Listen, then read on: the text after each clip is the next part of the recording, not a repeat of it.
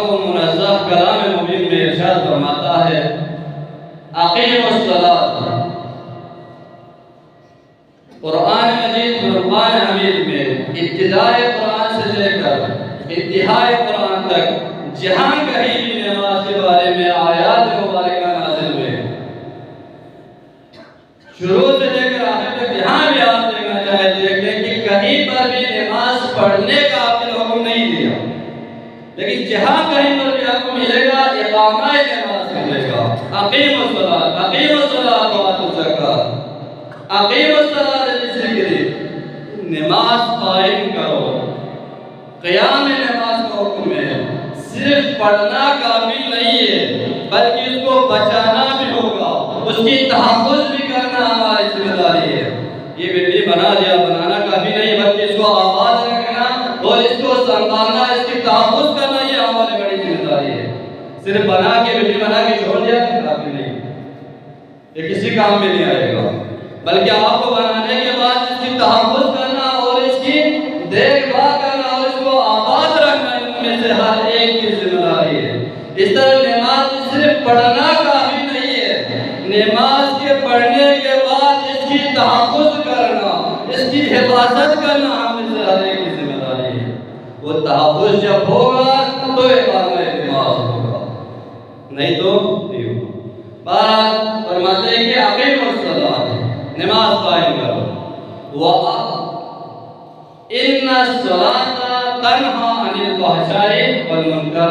اب نماز کے بہت سارے فوائد ہیں، ان میں سے ایک فائدہ یہاں ذکر رب ذوالجلال یہاں پہ ذکر کر رہا ہے۔ نماز کیوں قائم کرنا ہے، نماز کیوں پڑھنا ہے، نماز کیوں ادا کرنا ہے؟ ان الصلاۃ تنہی عن الفحشاء والمنکر، بے شک یہ نماز، ان الصلاۃ، بے شک نماز، تنہا روک دیتی ہے، روکتی ہے، منع کرتی ہے۔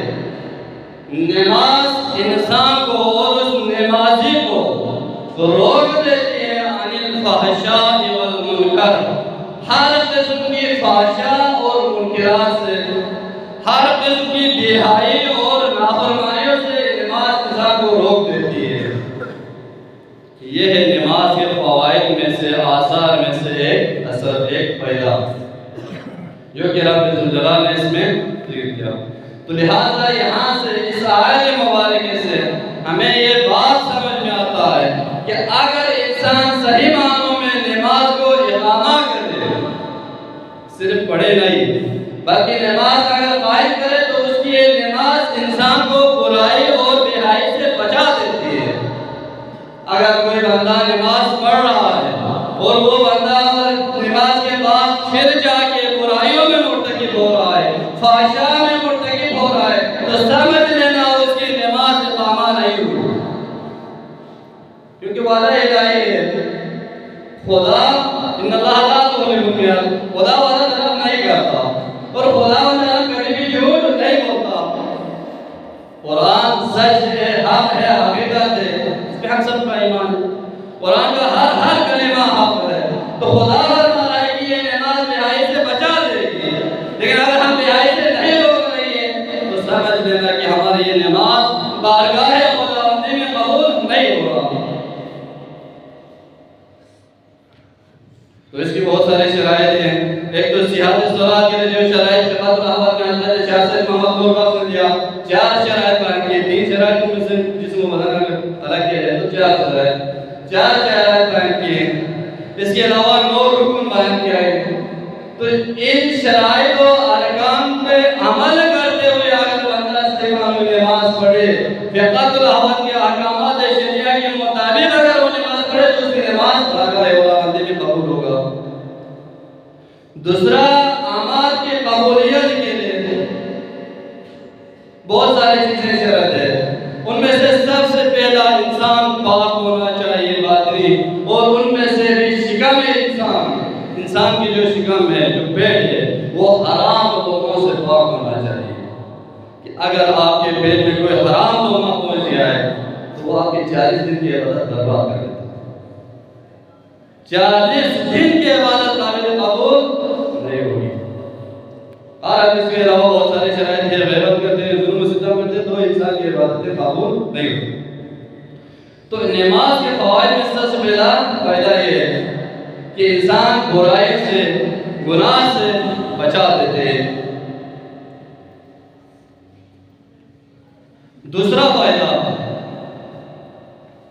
اگر کوئی انسان 5 وقت کے جو فرائض نماز ہے، کم از کم انہی فرائض کو اپنے وقت پہ کبھی بھی،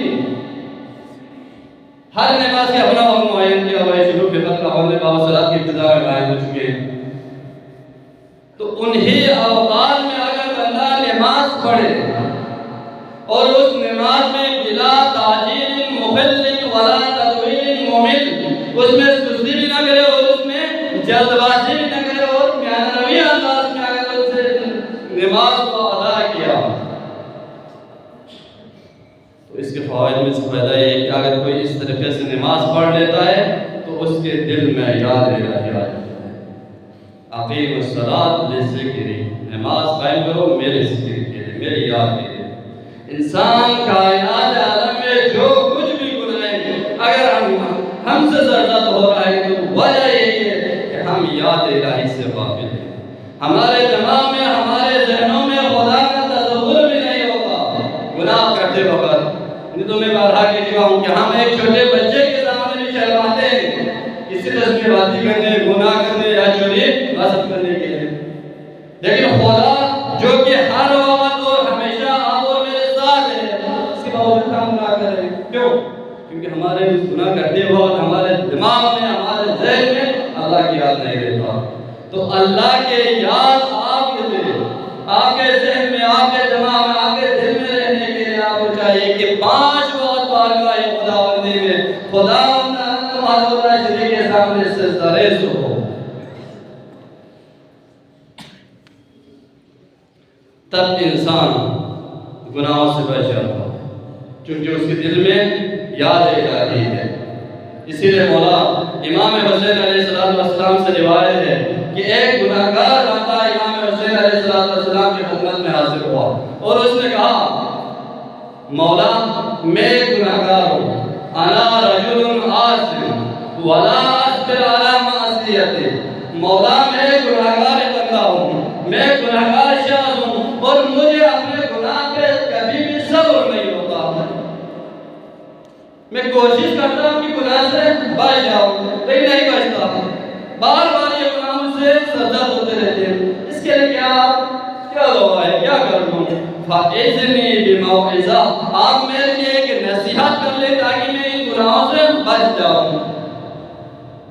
اس وقت آپ اور میرا مولا امام حسین علیہ السلام نے فرمایا، افعل 5 اشیاء واجتنب ما شئت، اے بندے گناہگار، اگر تو گناہ سے نہیں بچتا، اگر تجھے بار بار گناہ سے ساتھ ہو رہا ہے تو تو 5 کام کر۔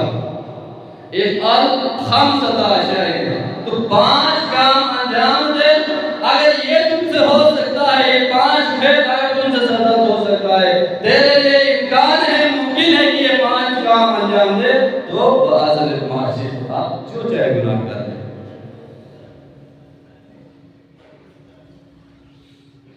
سب سے پہلا کام کیا ہے؟ لا تأکل رزق اللہ واسلم ما شئت، اگر تو گناہ کرنا چاہتا ہے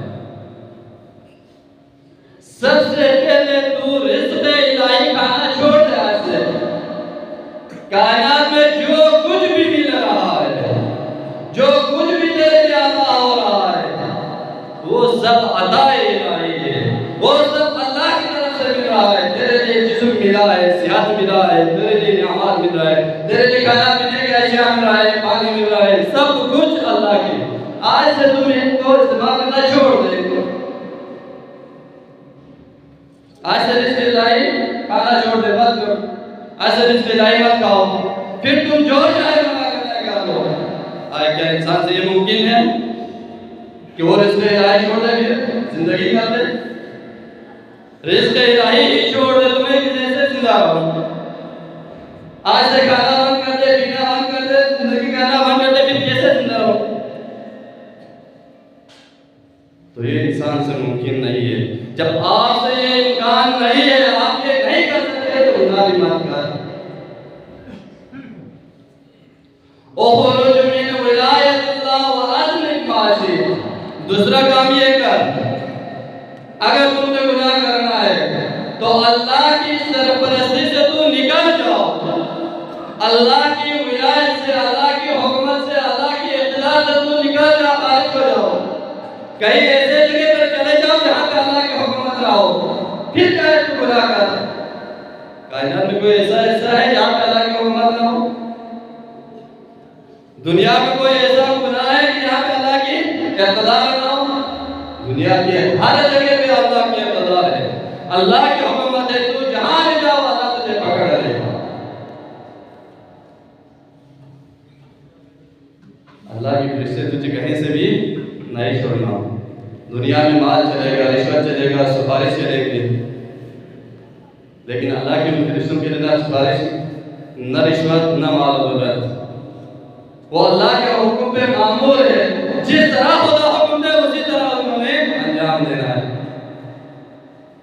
لہٰذا تو اگر گناہ کرنا ہے تو چلے جاؤ ایسے جگہ پہ جہاں پہ خدا کی ولایت نہ ہو.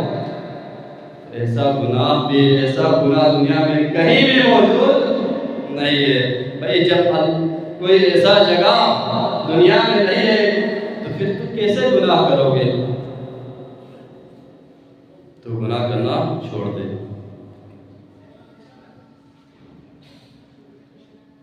اطلب موضع لا یراک اللہ وعزم معاشی. تیسرا، تو ایسا کوئی جگہ ڈھونڈ لو کہ جہاں پہ خدا تمہیں نہ دیکھے. گناہ کرنے کے لیے تو کوئی ایسا گناہ دنیا میں کوئی ایسا جگہ طلب کر لے، تلاش کر لے کہ وہاں پہ جا کے تو گناہ کرے اور خدا تجھے نہ دیکھے. دنیا کے کسی بندے کے سامنے تو گناہ نہیں کرتا. بھئی اللہ سے جو معاملہ کا قیامت کے دن تو سب کچھ حساب کتاب تو اللہ نے دینا ہے. مالک یوم الدین خدا ہے، اور قیامت کے دن جو تم اچھے کرو گے، وَمَن يَعْمَلْ مِثْقَالَ ذَرَّةٍ خَيْرًا يَرَهُ وَمَن يَعْمَلْ مِثْقَالَ ذَرَّةٍ شَرًّا يَرَهُ. یہ سب اللہ کے ہاتھ میں موجود ہے. تو اس ذات سے بچو. دنیا میں کوئی ایسا جگہ ہے کہ آپ کو خدا نہ دیکھے؟ بھئی نحن اقرب الیہ من حبل الورید. ہم تیرے شہر رگ سے بھی زیادہ قریب ہیں. اینما تکون حیثما تکون، تم جہاں بھی ہو، جیسے بھی ہو، خدا تیرے قریب ہے. خدا تجھے دیکھ رہا ہے. جتنا بھی چھپانا ہے چھپاؤ. دنیا والوں سے تم چھپ سکتے ہو، دنیا والوں سے تم اکیلے بھی ہو سکتے ہو، گناہ کر سکتے ہو، لیکن خدا سے کہیں بھی نہیں چھپ سکتا.